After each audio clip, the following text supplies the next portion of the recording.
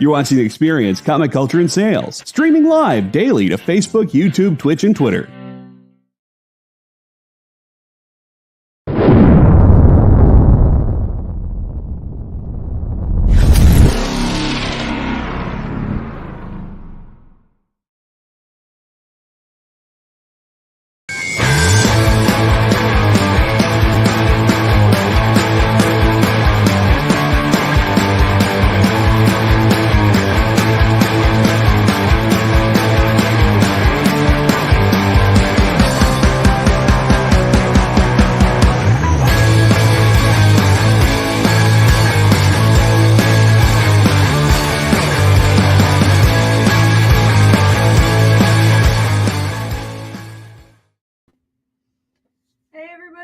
Welcome to Minute To Skim It.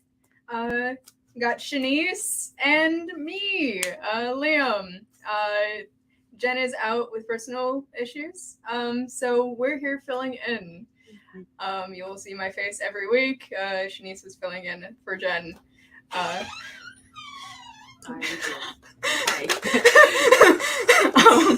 you want to start? So my books is going to be Dark Crisis #1, and I gotta say it's definitely one of the most misleading covers I've seen for a book in a while, and I absolutely just love that, and because I remember, I know there have been rumors about what's going to happen to certain DC characters after what happens to the League, and I just like how, as you're reading it, it's like, oh, it's going to go this way, but then it takes a very sharp left. If you're able to, please try to avoid any kind of spoilers, because the last page made me like gasp, and it made me really hyped for the follow-up issue.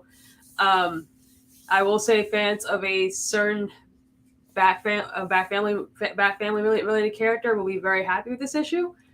And I don't want to say any more about it because I don't want to spoil anything on accident. But 10 out of 10, I really had fun with this book, and I wanted to read issue 2 now. That's good. That's really good. I was kind of concerned, but now I kind of want to get into it. Yeah, it's a lot of fun. Okay. I don't know. I'm gonna start with this then. Just fun. So I read Potions Inc. It was good. The one thing that I did thoroughly enjoy is at the very last page of it, it gives you a drink recipe.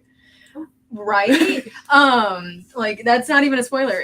I'm assuming it's a thing that they're gonna be doing in every issue where it's a potion, but it's a drink recipe that you could easily substitute some things and make it like a hard drink recipe. Yeah. It has pineapple in it, so I can't drink it. It could kill me. Oh no. But yeah, I could substitute it with something else. That's one of the good things. It wasn't bad. I mean, like if you're heavy into D&D as comics, I recommend it. Just wasn't my cup of tea. I'm probably not going to read volume 2, but I recommend it if you enjoy that kind of thing of like alchemist sort of D&D-esque characters. I recommend it for you guys, but not for myself. And if you like cocktails, honestly, yeah. Like it's a really good recipe. If I'm being honest, it's a really good balanced recipe. Just wish you didn't have pineapple. Yeah. Let's see. The next book is going to be the Ballad of Ronan, issue #1. So this is a really interesting one. So it deals with Irish mythology. So that was fun. It follows a couple. They're expecting a child. Something, of course, goes wrong, and the mother dies in labor. So the baby and the dad, they're still there. And then fairies get involved, and of course, something interesting happens. So while this is going on, there's this kind of what's the word? Time skip that follows a Irish foster kid who's aged out of the system, unfortunately. So she tries to strike out on her own, and we see her interact with a creature of some sort. And I don't know how I felt about this issue because I I like Irish mythology, like because you don't really see a lot of like books, comics that really feature it. But the pacing was interesting because it just jumped from one thing to the next, and it's like, okay, but are you going to address this? No, okay, I guess we're going to talk about this like, now. Plot heavy. Yeah, and it's like, well, okay, I guess maybe issue 2 will fix that, but like I was explaining to you earlier, it's like I wish that it was explained in issue 1 what happens. Because issue 1 is where you want to start out at and where you need people to be interested in. Right. Yeah. So I liked it, but it's just like the pacing is just all over the place. Right. Yeah. And I'm hoping that by issue 2 it's fixed, but it's still a solid book, but it's just I needed that hook. It's actually a really good transition into this. Actually, like, if I can get it down. So I read Where Starships Go to Die, and it's fantastic. So I was telling her this before the show started that I feel like it could pick up in volume 2, but I don't know. It was all over the place. Like, I didn't know if it was taking place on Earth, if it was taking place in space. I didn't have a definitive. The beginning of it starts on Earth, and then it goes to space, and then it's like we're on Earth again. And I'm like, where did this happen? Like, what? In what timeline did this just happen?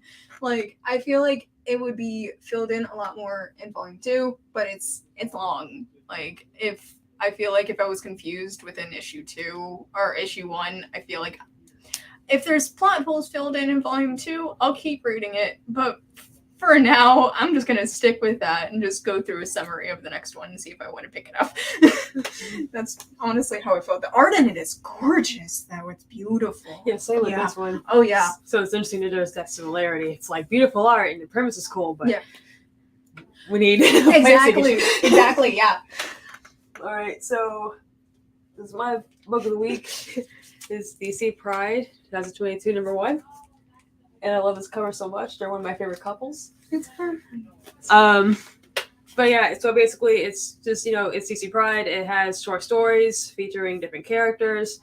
It was great. I genuinely enjoyed every single story in here. I also did appreciate for Kevin Conroy's, because he writes the final story in here.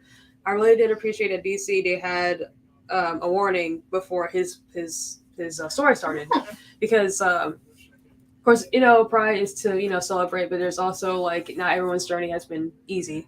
So why are you here? So Kevin's story, because he's like an openly gay man for like 30 plus years. Oh, wow. So the fact that you didn't know. No, I didn't know that. Yeah, and I think I didn't realize that either until a couple of months ago when they announced, he's going to write for DC Pride. Like, oh, what?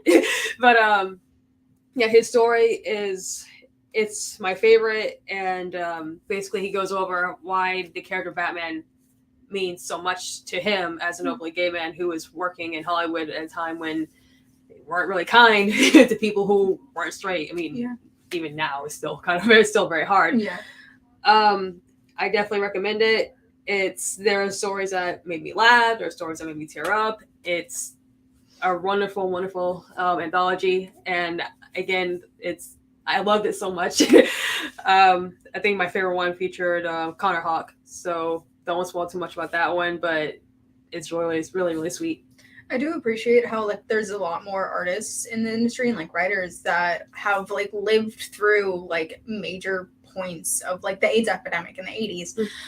I feel like a lot more people are touching on that, and a lot more people that are gay writers and gay artists are writing more now and are acknowledging the fact that there has been issues in the last 30 or 50 years since Stonewall has happened. There's been a lot that's happened, and I appreciate a lot of people talking about specific comic characters they attach themselves to, especially at a really bad point in their lives, and living through I don't know how old he is, but assuming that he lived through most of the 90s. Yeah, 90s, 80s, basically everything that you're touching on, he actually touches on. So it's very like, because I really wasn't on that long ago. Yeah. And he touches on the fact that he lost friends, and it's definitely like this his story is a highlight of the book. And I can see people talking about it online because it's so well done. Definitely buy this book tomorrow. I almost picked that one up, and I was like, it's gonna be a lot. And I already had an issue when I was reading Love Is Love, and I started crying, and I was like, I'm not about to cry at work. That's not what I signed up to do. Like, that's a lot.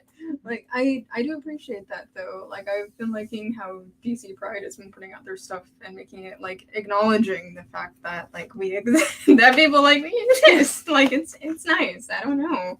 I do appreciate the cover, though. Like, their story was great fun, too. Yes.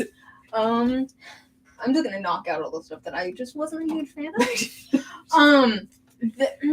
How I described this to Jenna was because we were talking about it earlier, it's like if you mix Twilight and Buffy, but like the edgy part of Buffy. Like, not that I haven't read the comics for Buffy, but I'm like going off of the 80s movie, like, you know, the movie that I'm talking about. It's like that. Didn't know it was a volume 2. Didn't feel like a volume 2. I felt like a volume 4, if I'm being honest. I felt really confused. Like, I didn't know what was going on. Like, it was really heavy pictures, and I appreciate like a picture heavy book, but like I had no idea what was going on. Like, because I thought it was a volume 1, and then we were going through it like about an hour ago, and it was a volume 2, and I didn't know. It was a lot to process, and I was really confused literally the entire time. I'm not going to continue reading that series just because of how confused I was. Like, if you like a good vampire, like Twilight Buffy mixture, read it. It was a book. So definitely, like, if you're able to track down volume 1, because the premise does sound really cool. Like, it sounds cool, but I feel like jumping into volume 2, I was just super confused. I was like, this exists. The art in it is gorgeous, though. I loved the art. It was very dark, but also like perfect lighting. It was beautiful. You see, alrighty, Poison Ivy. Very pretty cover. 92. Alright, Buffy was 92. I'm not that old, Jake. No. It's close to the 80s. It's fine. It's still older than me. You see, so Poison Ivy's, this is her solo miniseries. It's what I loved about it is that G. Wilson remembers that Poison Ivy is very much a villain. She doesn't try to turn her into like this anti-hero. Like, you can definitely, sympathize her reason, like why she does what she does, but she still, kills people. Like, and I really, really, really like this this issue, and I want to see. I don't want to say that I'm like rooting for her, because again, like, she's like killing people who aren't, like poisoning the planet. These are just innocent, bystanders. Yeah. But she's such a compelling villain that I want to see her just do her crazy plant magic. I really like that. The art is gorgeous, and oh my gosh, it's a lot. Yeah, it's a lot, man. Because like there's something that happens again on the final page where it's like, oh ho. Like, it's okay. Like, okay, Poison Ivy, rooting. Yes, rooting for plants, but snacks. We can just stop the show here because nothing. Like, that's it. That's our peak. Yeah, that's the peak of the show. What I was going to say, thank you, Mr. So we have some final page, and it's like, oh my gosh. Yeah. Ivy, what did you do?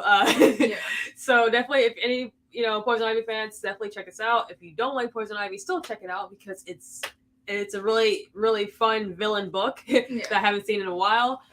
Team up and Garner.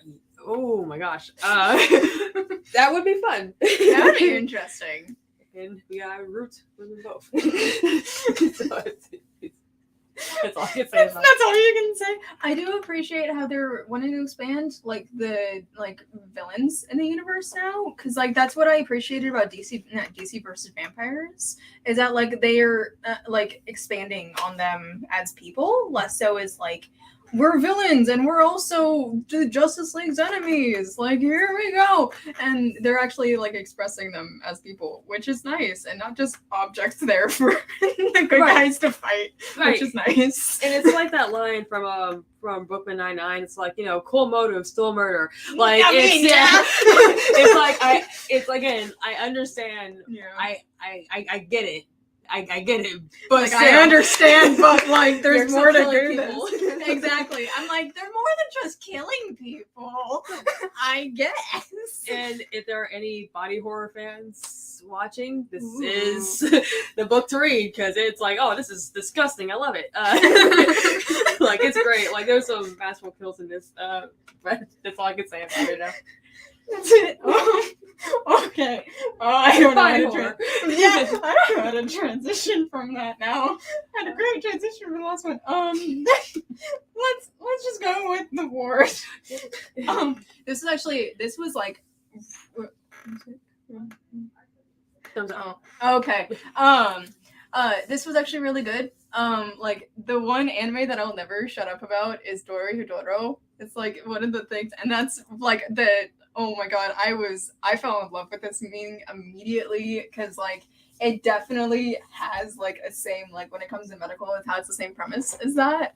And like there's so much that goes on in this, but it's a really, really good setup for volume 2, if I'm being completely honest.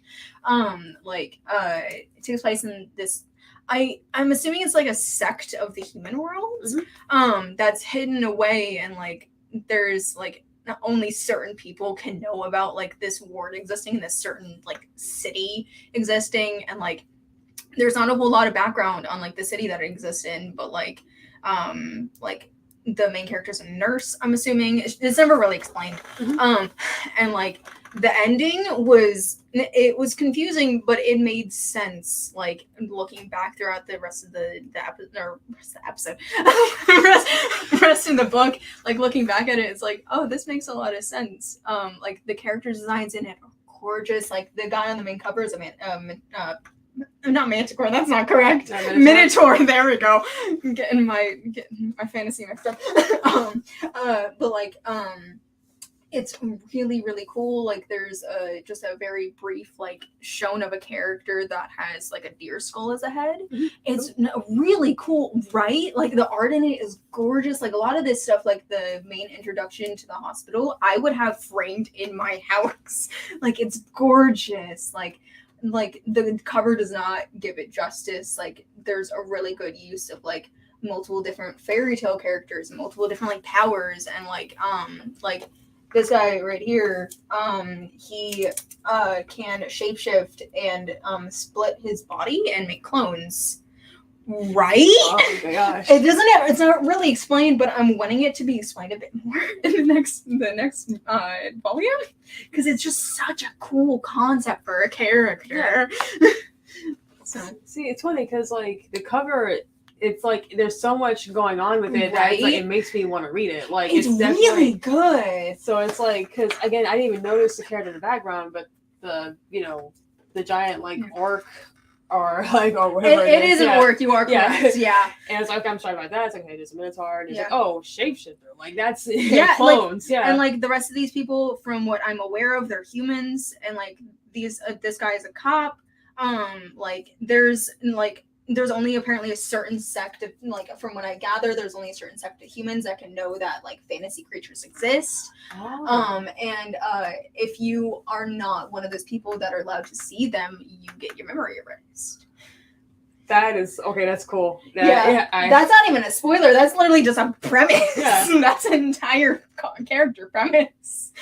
Like it's super. It's a lot, but it is so good. Oh, I know what book I want to read. Exactly. It's really good. I'm excited for volume 2. So this is my last book. Skybound presents After School. So it's basically going to be a series of one-shots featuring teens, young adults, and basically a genre comic, like sci-fi horror, all that fun stuff. So I mentioned body horror earlier from Poison Ivy.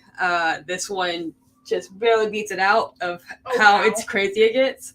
So main character, she's kind of a wallflower. She stays to herself. She's just very, very quiet. Her parents get her a dog, and this dog just gives her the strength. It basically becomes like her best friend. Basically gives her like the strength to be more confident, all that jazz. And it's great. Her life is improving for the better. Her grades get better. She starts doing extracurriculars, and then one night she goes downstairs and she sees her dog making a cup of coffee. So I love that, though. That's like my favorite thing. And all the smoking is like, oh, well, okay. Like, I have to explain this now. And what I thought it was going to be, this is going to be a whimsical comic with a girl and her pet dog. And there's like nothing gross is going to happen to it. Oh, someone's spine is about to get ripped out. So basically the dog is like, hey, you got to help me because I helped you. So they go on an adventure that lasts for literally like one issue. Oh, wow. And I'm trying to see the cover, pay real close attention to it. Does kind of give you hints about what you're going to read. Oh. Typical cat behavior. Typical. Absolutely. That's why dogs are kind of superior. You know what? But yes, like I said, it is a one shot. It's a one and done, and I feel like I say this for like every Minute to Skim It, but like, man, the ending is like, what? But it doesn't come out of nowhere, and it's like, well, shoot. I wish there now. I wish there was like more to this. Yeah. And also, if anyone is familiar with a movie called Spring, the creators of it actually worked on this book. Oh. So that was a nice little thing to read, and I am curious to see issue 2 that follows again a whole different story, whole new creative team. But it's like, oh well, you teased me with this. I want to read more about this. I want to see more of the mean smoking dog who likes coffee. But yeah, again, this is another fun summer horror book. Need a quick read. There you go.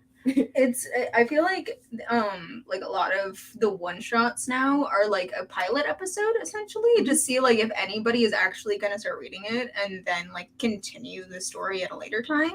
I feel like that's because I've been noticing that because I'm not heavy into Skybound, but from what I have seen with Skybound, a lot of their one shots have been like a bit more elaborated on in like a continued series, or like it's explained a bit more in other like series. Like I feel like it's literally just a pilot episode to see if anybody's gonna snag it. And that was actually on my list to read, but I was like, I don't know about the premise, like, because I didn't like hear much about it. I was like, I thought it was gonna be like an after school special. Yeah, like because I mean, it's the name after school. That's what I thought too. It's like, and then looking back, okay, there's like blood on this. I was like, yes. But I was like, you know what? I'm kind of sad that I didn't read that. Now I kind of want to read that. See, and it's funny that you bring up like it has like the vibe of like a pilot episode. Like to me, it reminded me of like a short film, like that's like 45 minutes long or even shorter. Yeah. And it's like, oh, this is great. It's like I want more of it. Like it didn't feel like a proof of a concept, I guess. Yeah. It just felt like the story was told, but it's like I want more. Though. Like I need more of this. Like there needs to be more. Like I feel like they could do like a cool spinoff of. I mean, I haven't read it, but like I feel like they could do a cool spinoff with like, I don't know, like that, like a species of like the dog character, like. You can't spoil it. I can't. Yeah, then I need to read it. Like that straight up was on my list. Like I think I threw it out, but I had a list of like, because I was going through our invoice yesterday of like what we were gonna read and like what we were getting in, and I watched like a guy who talks about like the new books that come out for the week. He doesn't say anything else. He just tells what comes out, and I'm like, it's a series. I might read it. And now I really do need to read it after I heard that it was a one shot, because I was watching that video today. Yeah. And I was like, Okay, and now I'm curious about what the rest of their one shots are gonna look like. Cause oh my god, kick off because it does have like this really nice we call it a teaser for the next one. I'm like, ooh, I want to read it. It's funny because I actually want to read that one. Then I saw you had your pile. I was like, now we have two books that we need to trade off.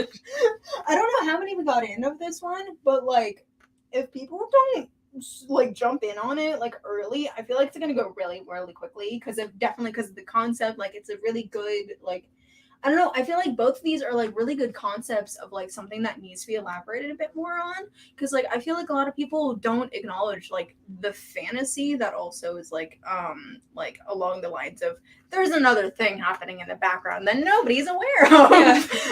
But like it needs to be brought to light a bit more.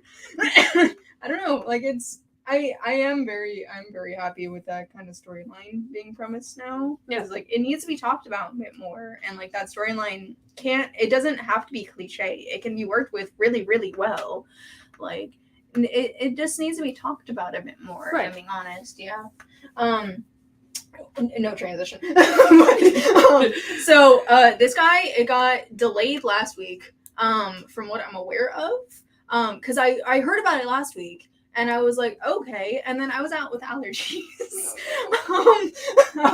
And I got sent home because I was dying. And then I heard that we didn't even get it in. I was like, oh, thank God, I'm coming in this week. Thank you, allergies. Thank you, allergies, for helping with the delay. Like it definitely works with the fact that Astronaut is just with space. Because it doesn't even take place in space. Right? It takes place on Earth in 2075. So very close future. And because like a lot of people don't realize that Astronaut does not just involve space, it involves just anywhere that's not involving Earth or involving Earth's terrain. I don't know what happened to Earth, but it seems like there was a spore or virus or something that was released that is now causing everybody who is staying alive on Earth to be trapped in like a quarantine zone, and trapped in like a terrarium kind of thing, where if you go out there, which is where the astronauts come in, if you go out there, you'll die. So the main concept of it is, so the guy on the main cover, he's the main character, and there's a group of 3 people who are like being trained to be astronauts and going through simulations, and the simulations are involving them dealing with the environment outside of where they live, to see if they'll even survive, because it eats through clothing. There's suits, like it. Like at one point, have you ever seen Silence in the Library from Doctor Who, that episode? Yes. There's almost an exact like look of that same thing in one of these panels. Like it is, oh my god, it gave me so many like Silence in the Library vibes. Like it was so good. Like it's a really, really good concept. Like the main character, he's one of the outliers of like everybody, like half of the crew that he's gonna be, or that he was supposed to be with. Like they have history with like the astronauts and like this program, and like one of them, their great grandfather was like one of the first people to like go through this program, and like it is just such a cool concept. Yes. Like it's really cool. Like he's like, nobody knows how he is the only one that has survived all these trials. They don't know how, because everybody that they've thrown through the trials has died in like last 70 years of them doing this program, or like it's generally, it feels like it started in like the 2030s, so a super close, like near distant future. Yeah. Like it's such a cool concept. The art in it is gorgeous. Like the cover does not give it justice. It is beautiful, and like whatever disease or whatever is happening is super like not the same art style. It's like a super it's like a super 2-dimensional. Like there's really no, it looks like a painting. Yeah. Like that's how it looks.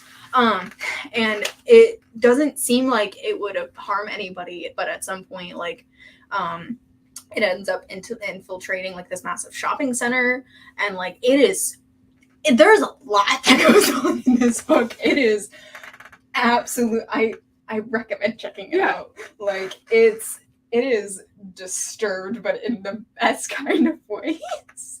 Like it goes between like the people living in this like confined space, and then goes between their interview and the interview process and simulations, and like this guy being the only one that has survived every single like simulation, and they don't know how.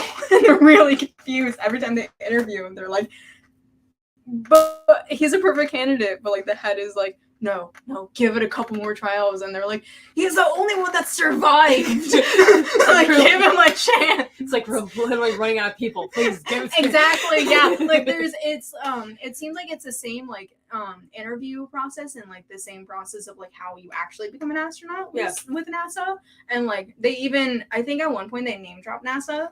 And like there's mission control, like it's everything that's related to space still is like existing in America. Like Houston is still mission control.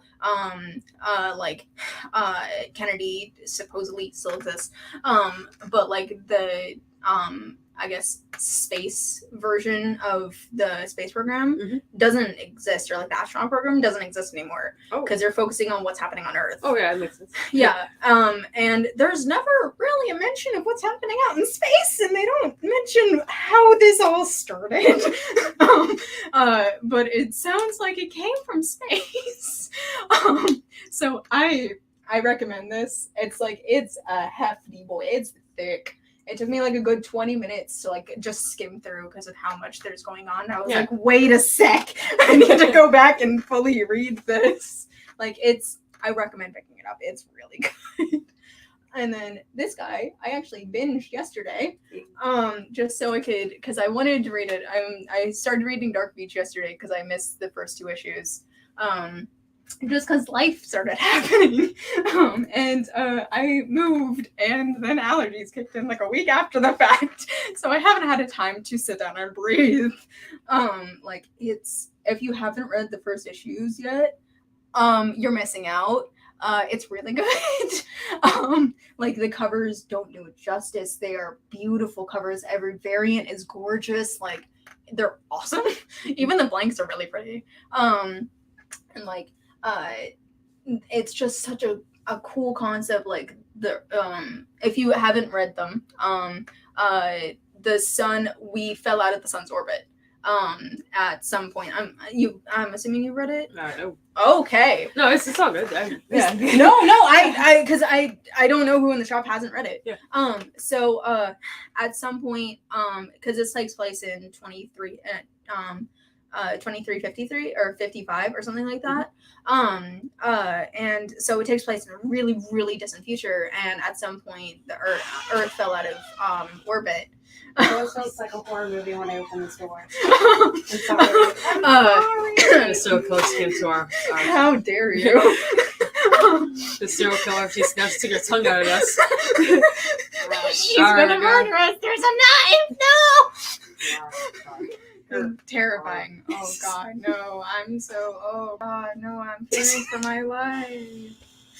No. She's gonna see her. Shenanigans. Hi. Lies and slander. It's coming from the woman who has 300 casserole dishes, and I feel like she'd kill me with every single one of them. She did. I'm taking a couple from her. Oh my. Thank you. So I don't know how to come back to this. So basically, the Earth ends up falling out of the sun's orbit to an extent that Earth is inhabitable, but you can walk between places. I knew she was gonna do that. I even knew it. I just saw her walking up.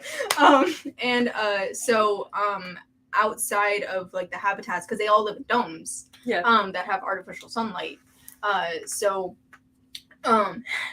There was in like the first page, there's a girl who got murdered. They use there's a group of people that a lot of people call sun freaks because they love the artificial sunlight that much. And there's like these sun clubs that exist. Like all I can think about is that game Dark Souls. Oh yeah. Who praise the sun. I mean, that's basically what it is. That's basically like the same concept with the sun freaks. You're not wrong. That is exactly what it is. No, you're not wrong. I didn't ever think of that when I was reading that yesterday, and now that's all I can think about. Because it's pretty much true. Like, praise me. This is great. So the sun freaks. So there's a group of people called the sun freaks that hang out in these places called sun clubs. Where all they do all day is just sit in there and absorb this artificial vitamin D from the sun. And they just sit in there all day, and there's apparently a hired killer where this entire volume is just hunting him down. And at the very end, he finds him.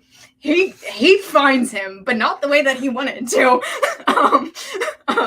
And so they're trying to figure out who murdered this girl, and apparently he's a hired killer killing all these people that are considered sun freaks.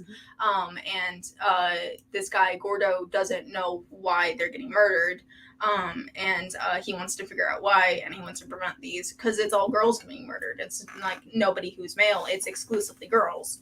And I guess they like get off on like the artificial sun or something. There's like essentially VR headsets that give them a mimic of being out in sunlight. And they're trying to figure out what they call the old sun, because they've been with this artificial sunlight for so long that they don't know what original sunlight looks like. Only the scientists that are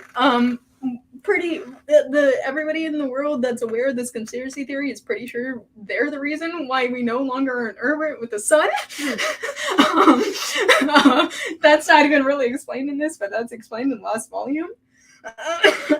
It is a concept, and I love it. Yeah, it is. As an introvert that never gets the sun, and I'm pale, it is. I feel like if sun clubs really did exist, I'd be in them frequently as well. Like it's honestly like a really cool concept. Like it's just the main character is a random dude who just heard about these murders. He's addicted to some inhalant drug, like you inhale it. And it's never really explained what the drug is, but it makes you like see things a bit better or like understand things. Like the version of the drug that he takes, it helps him understand space better, which is why he's like trying to figure out what's happening, and also why we're no longer in orbit with the sun and why we're slowly moving farther and farther out of orbit, but the sun is staying in the same position and not going supernova. It's just there, and we're just losing like gravitational pull to it, but there's no explanation why, and they haven't given one in over 300 years. It's a cool concept, and like this one, like it just gives a bit more of a, like a journey explanation. There's no like story plot line. It's just literally just hunting down the main guy that he's been hunting down since the first issue. But I'm very excited to see where it's gonna go, because it is, oh my god, it is so good so far. I feel like you would love it. Oh, yeah. Like it's definitely up your alley if you like mystery stuff. Yeah, it's really good, because it's when I finished volume 1 yesterday, I was like, okay, I need to read volume 2 now. I was like, okay, there's more that I need to read with this. Like it's like the art in it is gorgeous. Like he's just some random dude, just some rando that is now being hunted by this hired killer because he knows too much. Which I love. Like I love when the protagonists, they just kind of like stumble into things. Yeah. So it's not like, oh, I'm like this super, bad A, like Sherlock Holmes type dude. Exactly. It's like, oh, I was just walking home. Whoa, what's this? Oh crap! Now there's people after me. So I really do like that. And I don't know why I thought, because when I saw the title of Final Dark Beach, it made me think of like of the Lost Boys and we think of vampires. I'm like, oh, it's a vampire book. I was way off. So but the reason why it's actually called Dark Beach is because it takes place in a city called Dark Beach. oh, okay.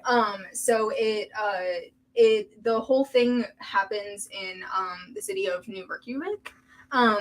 Yeah, there's like it takes place in the US, like it's premise in the US, but there's New Reykjavik, New San Diego, Dark Beach, which was formerly New, it was like New San something. It was a California city, but like it got renamed to Dark Beach because there isn't a whole lot of like artificial sunlight there. It's in like the very, very back of the dome, where like a lot of the artificial sunlight really isn't. It has natural daylight cycles, but it's kind of like if Alaska had like if it didn't have like the longer days for like months on end, it was like if it had longer nights for like the whole day.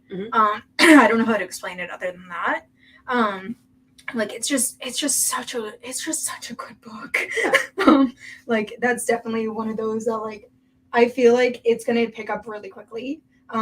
Because it just started and we're almost out of volume 2s. We have plenty of volume 1s, but like if your local comic shop has this, pick it up because it's going to go quick. Like once volume 4 comes out, I feel like it's going to start picking up steam like really quickly because it's only been out for 2 months. Yeah. And it came out like the first week that I started working here, and it was just flying off the shelf, and I was like, okay, then I need to check this out. This is a cool concept, and I love this. Like so many people put it in their poll, and I wasn't even able to read it for the first Minute to Skim It because of how many people were pulling it, and I was like, okay. Did I? Well, I'm the one. I only have one more book left, and this is the last book. I'm trying to fill the 20 minutes. But yeah, did you hear about the Fortnite X Marvel that's coming out? So yes, I actually had to send a message to our producer about that one. So I picked it up to read. Turns out it's actually polybagged, so I can't read it. I can't really review that one. I can't really talk about it. But the covers look really ace, and any parents watching, please be really chill to your comic stores because we ordered as many as we could. Yeah. But it's also Fortnite, so it's going to sell. Well, theories go.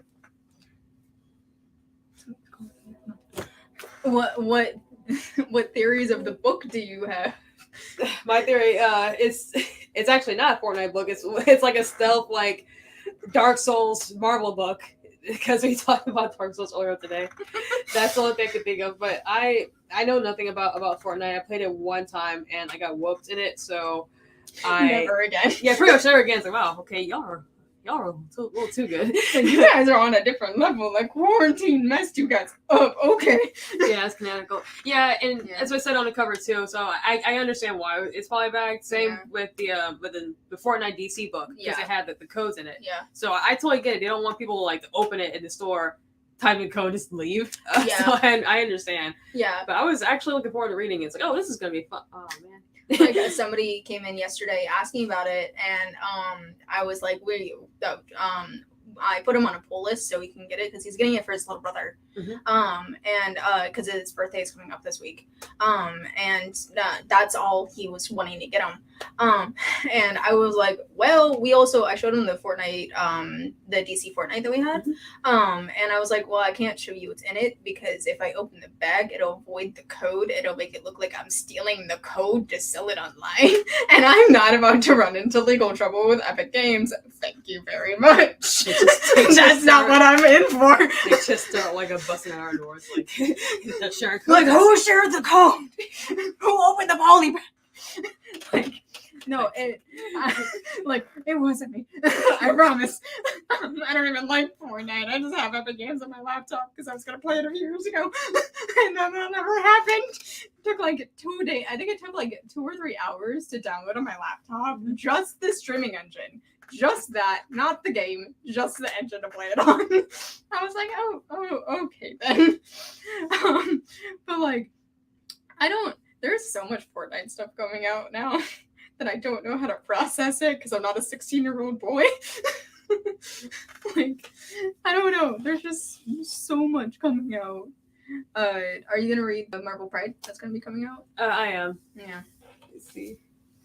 So it looks like we're actually, again, like, we've read all of our books. Yeah. So I think we're actually just going to end it a little bit earlier than expected. That's great. Yeah.